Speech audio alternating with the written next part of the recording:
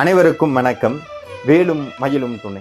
நம்ம வாழ்க்கையில பிசினஸாக இருக்கட்டும், இல்லை எந்த ஒரு முயற்சியா இருந்தாலும் 99% நம்மளுடைய முயற்சியாக இருக்க வேண்டும்.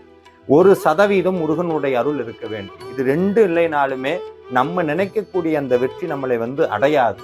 அப்ப நம்ம பிசினஸ் வெற்றி அடையணும்னா என்ன பண்ணணும்? ரொம்ப சுலபம். நீங்கள் செய்யக்கூடிய பிசினஸ்ல முருகனை ஒரு பார்ட்னரா மாத்துங்க. அவருதான் முதலாளின்னு நினைங்க.